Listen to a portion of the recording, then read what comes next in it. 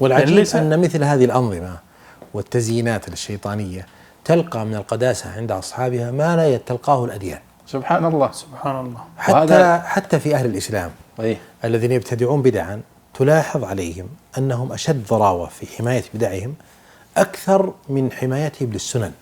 الشيطان كأنه يختصهم بها. الآن تجد بعض الناس مثلا على سبيل المثال يعني لا يتحمس كثيرا للصلاة مع الجماعة ولا يتحمس كثيرا لبعض السنن الظاهرة والمعروفة، لكن عندما يأتي المولد مثلا يتغير، مولد النبي صلى الله عليه وسلم يوالي عليه ويعادي عليه ويأمر به ويحتفل ويأمر الناس ويذكرهم. طيب يا أخي، إذا كان هذا حماسك لهذه البدعة وإذا نصح يغضب، إذا كان حماسك هذا لهذه القضية التي قد لا اختلف هل هي سنة أو بدعة تنزلا معك، لماذا لا يكون عندك حماس للشيء الثابت المعروف عند أهل الإسلام جميعا أنه من سنة رسول الله؟ لا، الشيطان يؤزه هنا ويضريه على حماية هذا الأمر. بل أنا أقول أن هذا من الدلائل أحيانا على كون هذا الأمر من الباطل، لأن الشيطان يخلي بينك وبينه. لو كان من الحق لردك عنه وسول لك يعني التكاسل والتباطؤ في عمله. هي تصدق الآن يعني أعداؤنا من اليهود والنصارى يدركون أن هذه البدع هي من أفتك ما يكون بالمجتمعات الإسلامية. صحيح. فيدعمونها.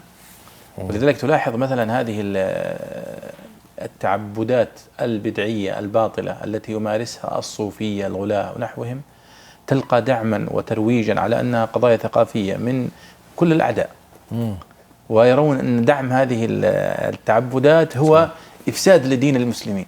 يدركون هذا هم. نعم. ولذلك وهذا كله يعني كما تفضلت واضح أن الشيطان يعني شغال باحترافية في خدمة هذا الموضوعات. يعني أنه يؤز ويدفع ويعني يجعلهم يوالون ويقاتلون من أجلها. العجيب فيها قصة ذكرت عن ابن عباس، وهي أنه سئل قيل له إن اليهود تزعم أنها تخشع في صلاتها، فماذا قال ابن عباس؟ الجواب كان ترى في غاية الحكمة، قال: وما يفعل الشيطان بالقلب الخراب أو بالبيت الخراب. فعلا يعني لأنه خربت قلوبهم، فهو لا أرب له في أن يشغلهم عن هذه الصلاة الباطلة التي يصلونها. هي باطلة ولا يلام الشيطان في ذلك، يعني تضيع وقت. إذا رأيت أهل البدع مثلا يبكون في بعض ويأتيهم بكاء عجيب جدا وخشوع وتأله، لا يغرك هذا ليس دليلا على الحق، ليس دليلا على أن الإنسان على صواب. يعني بعض الناس يقول: يا أخي حنا نسمع القرآن ولا نبكي، وهؤلاء يسمعون هذه المولات أو هذه التراتيل أو غيرها ويبكون ويخشعون، مما يدل على أن الله قد رضي عنهم. لا يا حبيبي، هذه ليست أدلة على الرضا ولا على كون الإنسان على الحق. الحق يعرف بذاته، يعرف من أدلة حقيقية، ما هي بهذه العواطف ولا بهذه. هذا عندنا أحيانا نستأنس به على معرفة الباطل، لأنه لو كان حقا لأشغلهم الشيطان عنه، فلما كان باطلا خلاهم وإياه.